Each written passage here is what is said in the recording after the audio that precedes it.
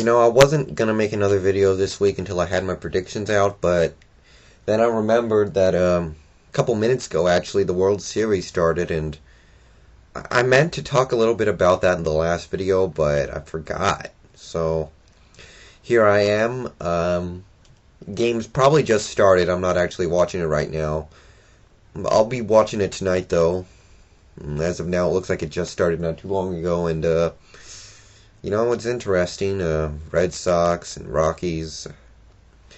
For most of this season, I've been kind of riding the Red Sox bandwagon, and not that I've been rooting for them or suddenly decided to become a Red Sox fan. I mean that in the sense that I thought they were going to go all the way. And most years I do think that, and it's mostly because I just like the swagger of that team. I really do. And let me see. Let's see, you got the Red Sox and the Rockies. Rockies are obviously real hot right now. Won 21 of the last 22 games, which they needed to do. If they did anything less, they probably wouldn't be here. So, it's been a crazy run for them.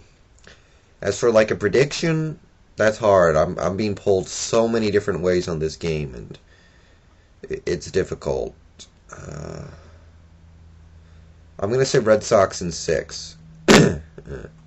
Yeah, Red Sox in 6. I just got this feeling that now that they're there, the last 2 years the Sox haven't been able to get started in the postseason. They've won a combined, I believe, 0 games. 0 postseason games. One year they missed it, the other year they got swept, and now I think that they got the momentum from the J.D. Drew Grand Slam and coming from behind against the Indians. I think they're going to do it.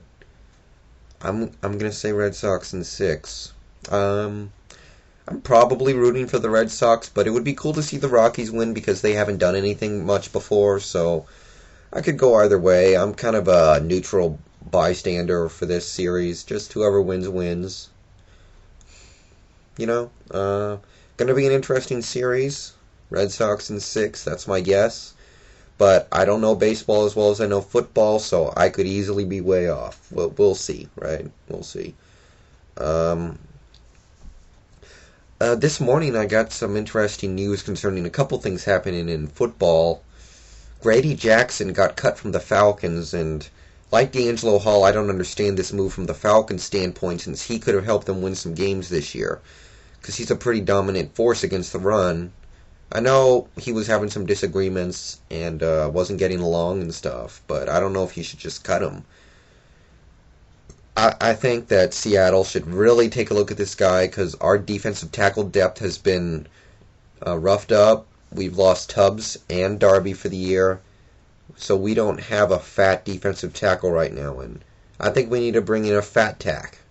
Like Grady Jackson, he's 350, and he knows how to stuff the run, so I'm definitely thinking Tim Ruskell needs to get on the phone and try and figure out how to sign this guy, because Ruskell has GM'd a team that had Grady Jackson before in Atlanta, and that he likes to bring in a lot of players from Atlanta that he GM'd before. Like, he brought in Chuck Darby from Tampa Bay, brought in Patrick Kearney from Atlanta, was really looking at D'Angelo Hall when he said he wanted to be traded, so he's another guy that got kicked off Atlanta, and I think we should go after it.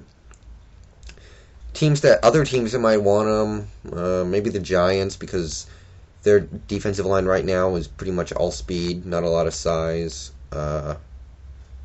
Maybe Denver, even though they already have Sam Adams. Dallas has already solved their defensive tackle problems with Tank Johnson, so probably not them. Maybe Cincinnati. I'm not sure, but I definitely think we need to pursue Grady Jackson, see if we can't sign him for the year. He's a short-term solution to this run defense, which has been sporadic. So, definitely going to look at that. So, to my great surprise, it looks like Chad Pennington is still the Jets' starting quarterback. Mangini said he's going to release a final decision very soon, but it looks like right now, it's going to be him. And I don't agree with it at all. I think it's time to look at Clemens, like I've said before, but just for the sake of the Jets, I hope Pennington stinks it up against the Bills and the Jets just get creamed, and it just forces the Jets to bench him and put Clemens in, because they are going to need 8 games to see how good Clemens is. And after those 8 games, they can either think, well, we're going to draft a quarterback, or we're going to stick with Clemens. I think they need all 8 games.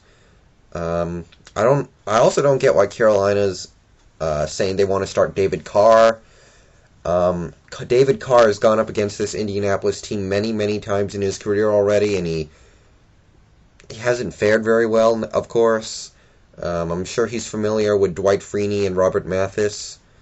I don't know why you wouldn't want to start Vinny Testaverde after last week, because he played pretty well.